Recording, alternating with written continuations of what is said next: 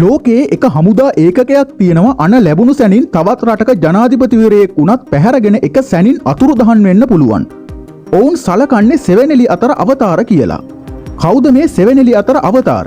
ඒ තමයි එක්සත් ජනපදයේ first special forces operational ඩෙටැච්මන්ට් නොහොත් ඩෙල්ටා ෆෝස් බලකාය. ඒ වගේම කිලෝමීටර් 100 ගාණක් කුඩා කණ්ඩායම් වශයෙන් සතුරාගේ භූමියටම ගිහින් සතුරාට විස්මයජනක ප්‍රහාරයක් එල්ල කරලා සතුරා භීතියෙන් සලිත කරන විශේෂ ඒකකයක් තවත් රටක පවතිනවා. ඒ මොන රටේ කියලාද ඔයා හිතන්නේ?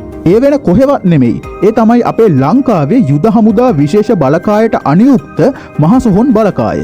අපි අද කතා කරන්නට බලාපොරොත්තු වෙන මේ විශේෂ ඒකකයන් දෙකම ඉතා රහසිගතභාවයෙන් වැඩි විශේෂ ඒකකයන් දෙකක් වෙනවා. මේ හමුදා ඒකකයන් ගැන තොරතුරු බාහිර සමාජයට ලීක් වෙන්න ඉතාමත් කලාතුරකින්. ඉතින් හිතවතුනි, අද අපි මේ වීඩියෝ එකෙන් ඩෙල්ටා ෆෝස් බලකාය සහ අපේ මහසොහොන් බලකාය ගැන ගවේෂණාත්මක වැඩසටහනක් මේ වීඩියෝ එකෙන් කරන්නට බලාපොරොත්තු වෙනවා. ඉතින් තවමත් අපිව සබ්ස්ක්‍රයිබ් කරලා නැත්නම් වීඩියෝ එකට යන්නට මත්තෙන් අපිව සබ්ස්ක්‍රයිබ් කරගෙන යන්නත් කියලා ඕගොල්ලොන්ට අපි ආරාධනා කරනවා. ඉතින් තවත් ප්‍රමාද නොවි ඉක්මනටම වීඩියෝ එකට ගිහින් අපි මේ ගැන කතා කරමු. 1977 දී ඇමරිකා එක්සත් ජනපදයට අවශ්‍ය වෙනවා ඉතා රහසිගත මෙහෙයුම් වලට විශේෂයෙන්ම පුහුණු වුණු හමුදා කණ්ඩයක් නිර්මාණය කරන්න. මෙය බාර වුණේ බ්‍රිතාන්‍යයේ SAS සේවය කර විශ්‍රාම ගිය චාල්ස් බෙක්වින් කියන කර්නල් වරයාට. ඔහු සතුව තිබූ අත්දැකීම් මනාව උපයෝගී කරගනිමින් ඇමරිකාවටම ආවේනික වුණු ඉතා රහසිගත මෙහෙයුම් වලට අනුගත වුණු බලකායක් වසර කිහිපයකින් ඔහු විසින් නිර්මාණය කරනවා. මේ විශේෂ ඒකකයට හැමෝටම හිතුණු විදියට බැඳෙන්න බෑ. විශේෂයෙන්ම තම හමුදා ජීවිතයේ අත්දැකීම් සහ මනා මානසික සහ කායික ශක්තියක් ඇති ඕනම කට්ටක් කන්න පුළුවන් සොල්දාදුවෙකුට මේ සඳහා ඉදිරිපත් විය හැකියි.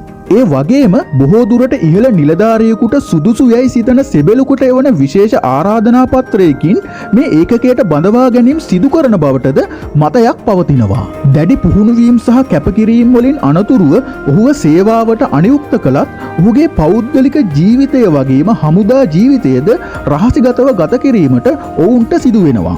ඒ වගේම ඔවුන් සේවාවෙන් විශ්‍රාම ගියත් ඔවුන්ට ගත කරන්න වෙන්නේ සමාජයෙන් වෙන් වුණු හුදකලා අභිරහස් ජීවිතයක්. ඩෙල්ටා ෆෝස් බලකායේ සොල්දාදුවෙකු එක දිනකින් හෝ වසරකින් නිර්මාණය වෙන්නේ නැහැ. පළමු අධීරයේදී වසර 6කින් ආරම්භන පුහුණුවීම් අධීර 4කින් සමන්විත වෙනවා. මේ ආකාරයෙන් සම්පූර්ණ පරිණත අත්දැකීම් සහිත සෙබළෙකු නිර්මාණය කිරීමට වසර 18ක් පමණ ගත වෙන බවයි වාර්තා වෙන්නේ. නමුත් පළමු අධීරයේ සෙබළෙකු වසර 6ක පුහුණුවකින් පසුව ඔහු නිල වශයෙන් ඩෙල්ටා ෆෝස් සමාජිකයෙකු ලෙස ගණන් ගන්නවා. පුහුණුව අතරතුර දින ගණන් එක දිගට නොනිදා තම පුහුණුවීම් කරන්නට සිදුවෙන මොවුන්ට විශේෂිත වූ පුහුණුවීම් රැසකට මුහුණ දෙන්නට සිද්ධ වෙනවා. නගරබද සටන්, ගුවන් සටන්, රාත්‍රී කාලයේදී කරන විශේෂිත වූ සටන් වලට අමතරව රහසිගත මෙහෙයුම් සහ ප්‍රාණ අපකරුවන් මුදවා ගැනීම ආදී ශේත්‍ර ගණනාවකම පුහුණුවීම් මීට ඇතුළත් වෙනවා. මීට අමතරව හිතවතුනි, ඔවුන්ට විදේශීය භාෂාව ඉගැන්වීම, විදේශීය සංස්කෘතික අංග අධ්‍යයනය සහ වේශ නිරූපණය, බෝම්බ නිෂ්ක්‍රිය කිරීම සහ දිගුදුර ගමන් හා අඩු ආහාර පාලනය ආදී දේවල් වලට ඔවුන් හුරු කරනවා. ඒ වගේම ශරීර ශක්තියටත් වඩා මානසික ශක්තිය වැඩි සෙබළුකු නිර්මාණය කිරීමට ඔවුන් අරමුණු කරන අතර ශරීරයට අධික දුක් වේදනා දෙමින් ඕනම කටුක පරිසරයකට ඔවුන්ව පුරුදු කරනවා. පුහුණුව අවසානයේදී 90%කට වඩා සෙබළුන් පාඨමාලා කාලයේදී ජීවිතක්ෂයට පත්වීම හෝ පාඨමාලාවෙන් ඉවත්වීම ප්‍රසිද්ධ රහසක් වෙලා තියෙනවා. බය කියන දේ සම්පූර්ණයෙන්ම මරලා දාන මේ පුහුණුවීම් මාලාව සඳහා එක සෙබළුකු වෙනුවෙන් ඩොලර් මිලියන 10ක් එහෙමත් නැතිනම් ලංකාවේ මුදලින් ගත්තාම රුපියල් මිලියන 3000කට වැඩියෙන් මුදලක් ඇමරිකානු රජය මගින් වියදම් කරන බවටයි වාර්තා වෙන්නේ.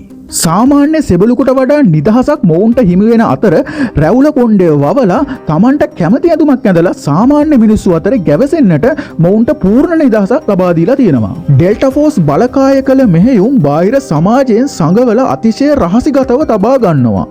නමුත් යම් අවස්ථාවල ඔවුන් කළ මෙහෙයුම් කිහිපයක් බාහිර සමාජයට අනාවරණය වෙලා තියෙනවා. ඒ අතරින් හිතවතුනි 2003 වර්ෂයේදී ඔපරේෂන් රෙඩ් ඩාන් මෙහෙයුමෙන් භූගතව සැඟව සිටි සදාම් හුසේන්ව අත්අඩංගුවටගත් මෙහෙයුම විශේෂ කොට සැලකෙනවා.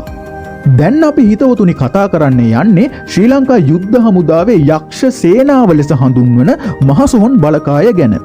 අඳුරේම ඉපදිලා අඳුර Tamanගේ එකම ආවරණය කරගත් සතුරාට නොදැනීම සතුරා අවසන් ගමන් යවන්නට සමත් වුණු අතිශය රහසිගත හමුදා ඒකකයක් ලෙස තමයි මහසොහොන් බලකාය සැලකෙන්නේ. මහසොහොන් බලකායට හැමෝටම බැඳෙන්න අවස්ථාවක් නැහැ. ශ්‍රී ලංකා යුද්ධ හමුදාවේ විශේෂ බලකායේ දක්ෂතම සෙබළුන්ගෙන් හා කමාන්ඩෝ රෙජිමේන්තුවේ අති දක්ෂයින්ගෙන් තෝරාගෙන මේ වීරෝදාර සෙබළුන්ට දුෂ්කර හා භයානක පාඨමාලා රැසකට මුහුණ දෙන්න සිද්ධ වෙනවා. පාඨමාලාව අතරතුර 60%කට වඩා මේන් බොහෝ දෙනෙක් අසමත් වෙනවා කියලා වාර්තා වෙනවා. මීට අමතරව දැඩි පුහුණුව අතරතුර සිදුවන අනතුරු වලින් ආබාධවලට හෝ ජීවිතක්ෂයට උනත් පත්වීමට හැකියාවක් තියෙනවා. මහසොහොන් යක්ෂයා කියන්නේ සිංහල සංස්කෘතිය තුල බිය උපදවන සුළු චරිතයක්. එයින් වරණැගුණු මහසොහොන් බලකායේ සෙබළුන්ට සතුරාට විස්මයජනක ප්‍රහාරයක් එල්ල කිරීමට පුහුණුවක් ලබා දීලා තියෙනවා. මහසොහොන් බලකායේ සෙබළුන්ට ලබා දෙන පුහුණුවේදී දැඩි කායික හා මානසික ශක්තිය පිළිබඳව පරීක්ෂා කර බලනවා. දින ගණන් निराහාරව සිටීම, අඳුරට තම දැස් හුරු කරවීම සහ Tamanගේ බරමින් කිහිප ගුණයක් ඔසවාගෙන කිලෝමීටර් ගණන් ගමන් කිරීම වැනි අතිශය දුෂ්කර පුහුණුවීම් වුන්ට සිදු කරන්නට සිදු වෙනවා. මීට අමතරව නගරබද සටන්, දිගුදුර මෙහෙයුම් සහ ප්‍රාණ අපකරුවන් මුදවා ගැනීම වාගේ අතිශය රහසිගත මෙහෙයුම් වලට ඔවුන්ව සූදානම් කරනවා.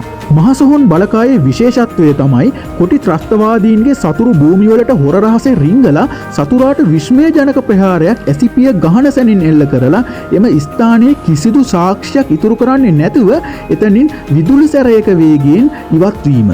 ඉතින් මෙන්න මේ නිසා සතුරාට ප්‍රතිප්‍රහාරයක් එල්ල කරනවා තබා තමාට කවුද ප්‍රහාරයක් එල්ල කරේ කියලාවත් හිතා ගන්න වෙලාවක් ඉතුරු වෙන්නේ නැහැ. ඔවුන් සමාජිකයින් 8 දෙනෙකුගේ වගේ කුඩා කණ්ඩායම් වලින් තමයි මෙහෙයුම් සිදු කරන්නේ.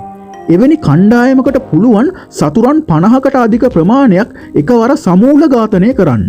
මොවුන්ගේ මේ විස්මයජනක හැකියාවන් නිසා කාලයකට පෙර මිලිටරි රෑන්ක් ඔෆ් ඉන්ෆෝ කියන යුද විශ්ලේෂක වෙබ් අඩවිය මගින් පළ කරපු වාර්තාවලට අනුව මේ මහසොහොන් බලකාය ලෝකයෙන්ම 3 වන ස්ථානයට පත්වීම නම් රටක් වශයෙන් අපිට ආඩම්බර වීමට හැකි කාරණාවක්. ශ්‍රී ලංකාවේ 30 වසරක යුද්ධය තුල මහසොහොන් බලකාය කළ සේවාව මිල කළ නොහැකි. බුද්ධි තොරතුරු රැස් කර ගනිමින් සතුරු පාර්ශවයේ ප්‍රබල නායකයින් විනාශ කිරීමෙන් සතුරාගේ සංවිධාන ශක්තිය හා නායකත්වය දුර්වල කිරීමට ඔවුන් ක්‍රියා කළා. ඒ වගේම අනෙකුත් හමුදා අංශවලට අපහසු ඉලක්ක සාර්ථකව විනාශ කරමින් කළ නොහැක්කක් නොමැති බවට ඔවුන් මුළු මහත් ලෝකයටම ඔවුන්ගේ දක්ෂතාවය ඔප්පු කළා. හිතවතුනි, අද අපි මේ වීඩියෝ එකෙන් කතා කළේ ලෝකයේම විශිෂ්ටතම හමුදා ඒකකයන් දෙකක් ගැන. මේ වීඩියෝ එකෙන් ඔයාලට දැනුමක් ලැබෙන්න ඇති කියලා අපි විශ්වාස කරනවා. තාමත් ඔයාලා අපිව සබ්ස්ක්‍රයිබ් කරලා නැත්නම් පුංචි ඉල්ලීමක් තියෙනවා, අපිව සබ්ස්ක්‍රයිබ් කරන්නත් අමතක කරන්න එපා. තවත් දැනුමෙන් සපිරුණු වීඩියෝවක් ගෙන ඒමේ බලාපොරොත්තුවෙන් අදට අපි මේ වීඩියෝ එකෙන් සමුගන්නටයි මේ සැරසෙන්නේ. සියලු දෙනාටම සුබ දවසක්.